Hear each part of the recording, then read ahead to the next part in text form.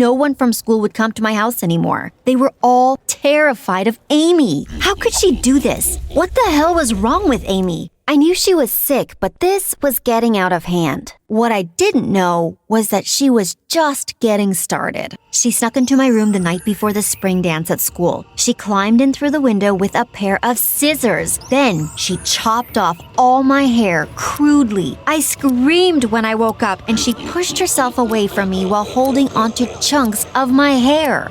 Then she grabbed the dress I picked out from the dance and ran out of the window, the same way she came. Once she reached the backyard, she set my hair and my dress on fire in the backyard as I watched. She laughed and talked merrily the whole time. "We did it, Katie. Did you look at my sister? She was so scared, Katie." Amy laughed. I watched her in horror. Who was Katie? There was no one around her. At first, I couldn't believe my eyes and ears. Was she talking to herself? I watched her for 5 minutes more, and it became clear to me. My sister was talking to an imaginary friend, someone called Katie. She was talking to her, planning with her, laughing with her, as though she was a real person beside her. Had she finally cracked? Completely? I knew that my parents needed to hear about this. I immediately ran to my folks and told them about Amy and her delusions. I showed them how she'd cut off my hair and burn it along with my dress. My parents looked positively terrified, but they called Amy in to speak with her. Amy acted utterly strange the whole time she spoke with them. She kept on insisting that Katie was sitting right beside her. She said Katie was her friend and her partner. When we disagreed with her, saying we couldn't see anyone near her, Amy got explosively angry. She said we were lying to her, trying to trick her.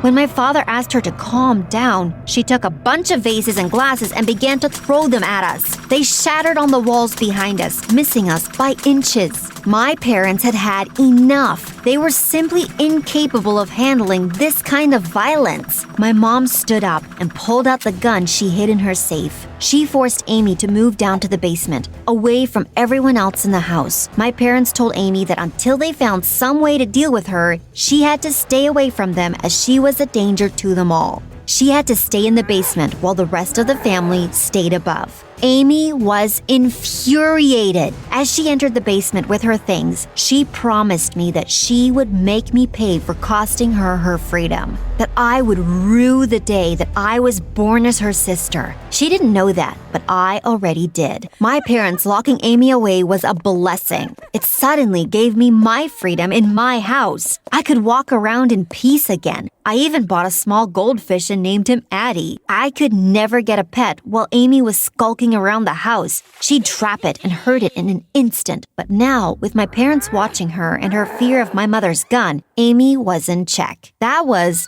until the day of the phone call. It came early in the morning, around 7. An old friend of my father's who'd worked with troubled people called them, saying he could take care of Amy for a while. Both my parents went to meet him for lunch and talk things over, which left me alone in the house with Amy. At first, I was terrified. I had never done this before. My parents assured me that there was nothing to worry about. The lock they'd placed on Amy's door was secure, and when they were back, they'd be able to take her away to people that could help her. When my parents left, I walked back to my room and did my homework for half an hour. Then, I came downstairs for a glass of water. As I crossed the basement door, I stopped. It looked odd. I moved closer to it and gasped. The lock was broken. When I gently tapped against the door, it swung open without resistance. The basement door was open. Amy had escaped. I couldn't breathe. The terror was so real. I raced back towards my room, taking the stairs 2 steps at a time. When I reached my room, I saw that my cupboard was open.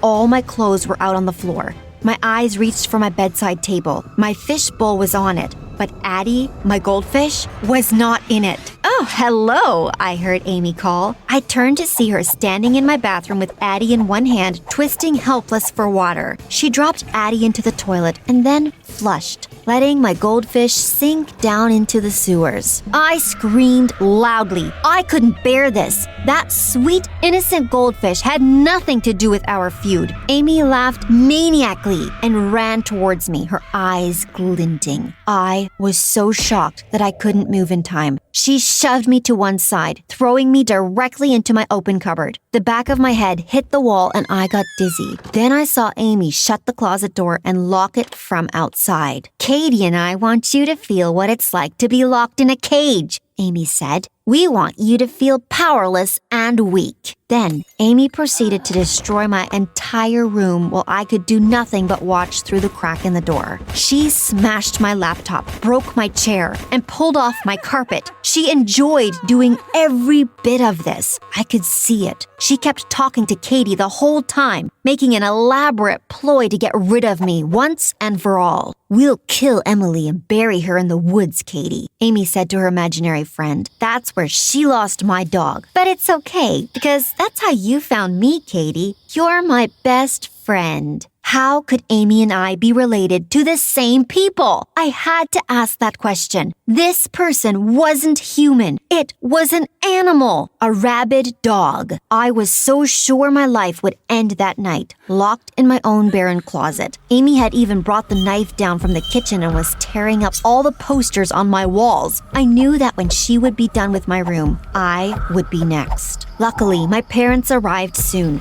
bringing their friend along. By the time they reached, my room was entirely trashed. My curtains had been burned. My laptop, phone, and iPod were swimming in my fishbowl. There were various sauces and condiments strewn across my sheets and my clothes. All my stuff was destroyed. Addie was killed. Their friend had wanted to visit Amy to get to know her before calling her home. Unluckily, my parents thought that now was as good a time as any. The moment that man caught a sight of the horrifying wreckage that Amy made, he bolted. He said he didn't have the resources to deal with such a troubled case. He left me and my parents there with this monster that was intent on destroying us. When he was gone, Amy gave us a big, creepy grin. She reached for my mom's gun on her belt and yanked it away from her. My mom screamed and lunged for her, but it was too late. Amy had the gun. She dared any of us to put her in the basement. She promised to kill us if we tried. She knew we couldn't get rid of her, and now, with her gun, she had the upper hand. My mom pulled me and my dad away from her, and the three of us ran into the basement, shaking with fear. We shut the door behind us and locked it. You can't hide forever, Amy cried from behind the door. I turned to my parents then. They were both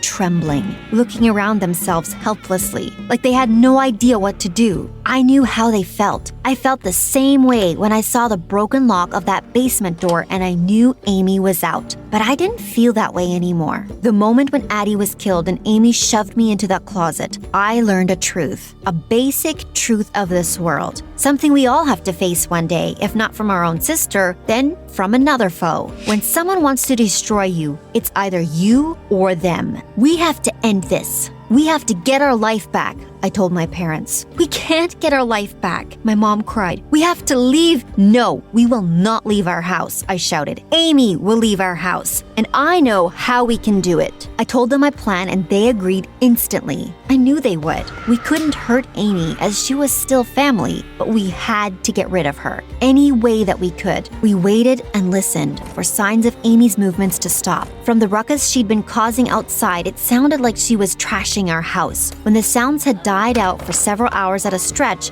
we guessed she must have fallen asleep. It's time to go, I told my parents. They nodded at me and we went out of the basement into the living room. The house was completely destroyed. There was not a surface left undisturbed by Amy, who was snoozing on the couch with junk food piled on the table beside her, along with the gun she used to threaten us. Call the cops, I told my dad, now. As my father dialed for the cops and my mom stood beside him, shaking with worry, I crept up behind the couch, standing across from my parents. If we let this plan fail, Amy would probably end up injuring one of us, and someone could even end up killed. We waited in pin-drop silence for the first police sirens to show up. The moment they reached the end of the street, it would be time. When the sirens reached, my father and mother stood on one end of Amy's couch. Then, they both let out a loud scream, as though they were being attacked. Amy woke up startled and grabbed for the gun beside her. Mom and Dad pulled away from her as she jumped up to her feet. "What are you two doing up here?" she asked us with a glint in her eyes. finished hiding like cowards? She moved towards them and then paused suddenly. Where the hell is Emily? She asked. I scrunched up my face and began to scream as loudly as I possibly could, making sure the cops outside could hear me. Help! Help! I screeched. She's gonna shoot us! Somebody help us! Amy gasped. What are you doing? You called the cops? She's trying to kill us! Help! I screamed. Shut up, Emily! Amy shouted back. The front door of our house broke open and cops filtered in like ants on a picnic. They howled at Amy, demanding that she put her weapon down, and accosted her. Mom, Dad, and I had practiced our stories to perfection so that the cops would have no choice but to take Amy away. We told the cops that the three of us were hiding in the basement as Amy was trying to kill us. She'd stolen my mother's gun and was using it to torment us before she killed us and buried us in the woods. It was only our foresight of calling the cops in advance that saved us. The cops took Amy down to the station. She was charged with battery, assault, destruction of property, and attempt to murder. 15 years have passed since that fateful night. 15 years since I put my own sister away in prison. I often think about why Amy went so insane. Was it all because I lost her dog? Was it because of our parents? Or were some people just born wrong? Both cruel and terrifying from birth. However she became that way, Amy was a nightmare. She featured in my dreams as a demon of terror for years, and I often checked prison records to make sure she hadn't made it out into the world somehow. Should that day come, I know she will hunt for me. I am her worst enemy, and I'm prepared for the day she wants her revenge. I am armed and ready with my own guns, proper martial arts, and combat experience. Still, every now and then I come across Amy's photograph, the same eyes as my mom, and the same hair as mine, and wonder if the demon wasn't real after all. It was just disguised as a human.